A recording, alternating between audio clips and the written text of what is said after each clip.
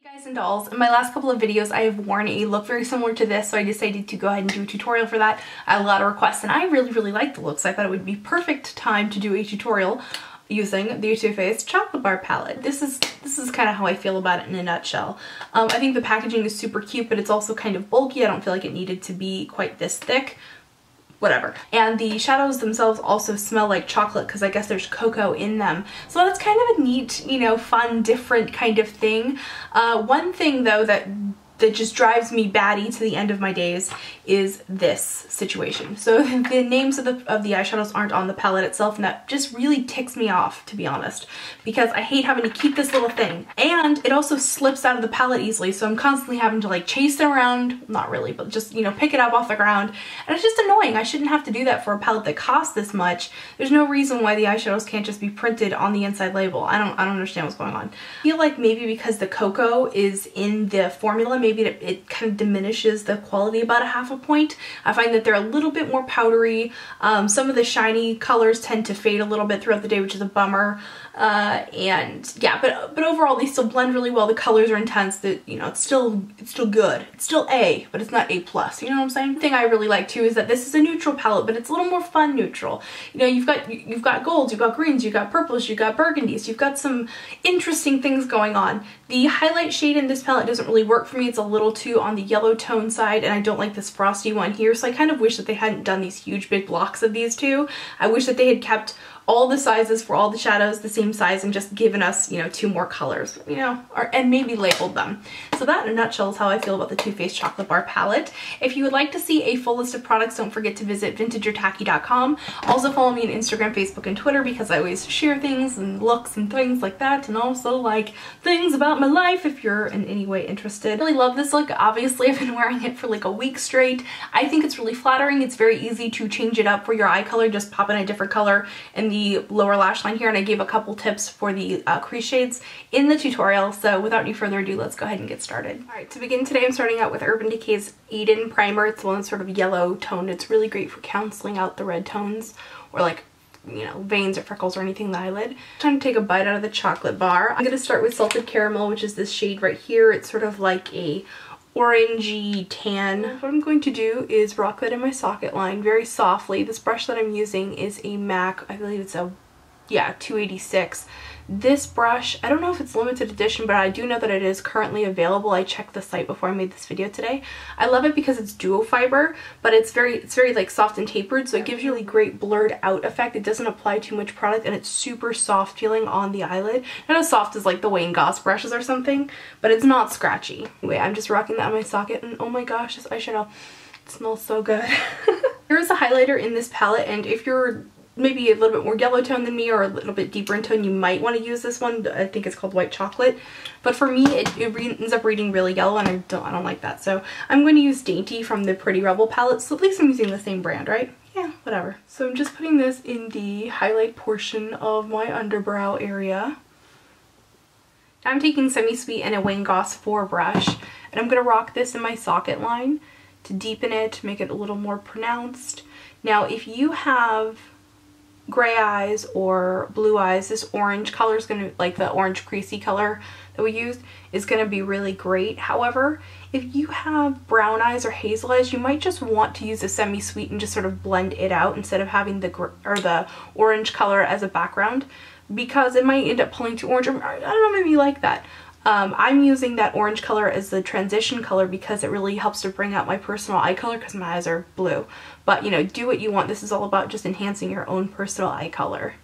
So now I'm just making my lid color pop by applying Rose Gold Infinite Shadow Stick from NYX. I love this color. It's a beautiful, like, blonde, peachy, with a bit of an iridescence to it. So pretty. I can't even help it. The only thing I don't like is I find this a little on the dry side. So it's kind of... I wish it was a little creamier, but you know. Now I'm going to take a brush from Sonia that I got at Target, and I'm picking up Amaretto, which is a gorgeous like coppery red brown. And I'm going to place that all over the lid. And by putting that base down, it makes it a bit shinier. It makes it a little bit more, makes the copper tones in it a little more pronounced. Okay, so now we have decision times about what to deepen the crease with. So just a couple of options. I think that the Candied Violets or even the Gilded Ganache would be a nice option for people who have a brown eye color. I think that the Black Forest, what do they call it? Black Forest Truffle and the Cherry Cordial would be great for green eyes. As for me, I'm going to go with the Cherry Cordial. And I'm grabbing that with a Sigma E32. And I'm just going to rock that right in my socket line. Just going to rock that really in the deep crease. Just enhancing that shadow. And then I'll bring my blending brush over just to soften out that edge. For my top lid, I'm going to layer my eyeliner products. So the first one is a gel liner from Inglot, and I'm going to just line that as close to my natural lash line as possible. This is a gorgeous purple, and I think it looks really nice with the warm tones overall. And then over the top of that, I'm going to take Blackheart 24/7 pencil from Urban Decay. This is from, this is like one of those like double-ended liners that they just came out with. This is the one that goes with the Naked 3 palette. For my lower lash line, I'm using Stash Liner from Urban Decay. I'm just painting that along the lower lash line all the way across. And if you guys hear some like bucket noises, it's my tripod, or it's my chinchilla tripod. So for the outer corner, I'm going to use Gilded Ganache in a MAC 212 brush. This doesn't turn up as green as I would like it to on the skin, so that's why I put down the liner as a base. And just press that into the liner and also marry that up to the top lash line. Make it a little smokier. For the inner corner of the lower lash line, I'm taking Pixie Dust from Makeup Geek, one of my favorite chartreuse eyeshadows. And I'm just going to pop that on. This would be good for people with hazel or even green eyes, because it has enough yellow in it to really make the color pop. For one of my favorite makeup tricks, and that is to apply the color to the inner rim after you've done all the others. The reason why I like to do this is because I already have, like, you know, powders and liners and shadows and everything around the eye. It's going to stop the inner rim color from traveling as much and getting all schmutzy.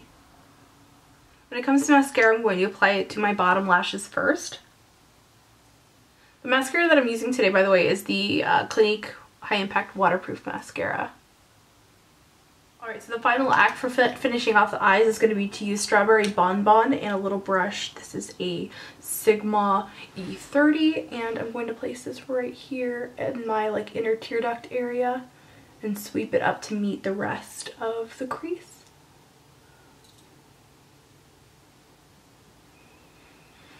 So pretty! It looks really cool right next to that bright green on the bottom. For lips, I'm keeping it super simple. I'm going to be using this new Tarte lip gloss in True Love. It's a nice raspberry glittery shade. Not too glittery, but you know, a little shimmer. A little glimmer shimmer. So this is my completed look. I hope that you guys enjoyed this tutorial. I love this color combination. Obviously, I've worn it in like every video I've made for like the last week because it looks so cool. It looks flattering. You can totally switch up the under eye color to suit your own eye color. I actually think it looked really cool with this green. It's sort of unexpected for Valentine's Day. A lot of people are going to do colors that are similar to like the upper eyelid, but the green is like, oh, that's a little different. That's a little interesting. Although you could easily use a purple or a blue if you have brown eyes. Oh my gosh, please use like a deep, deep blue. That would be so pretty. And that's all I really have to say about the look. I hope you guys enjoyed this. And if you would like to see a full list of products, check out Vintageortacky.com. Don't forget to follow me on Instagram, Facebook, and Twitter. Rate, comment, subscribe. Oh my god, all the things. I'll see you guys in my next video. Remember to be vintage or tacky. Just be yourself. See you, bye. Don't let it go away. The feeling has got to stay. Don't let it go away. The feeling has got to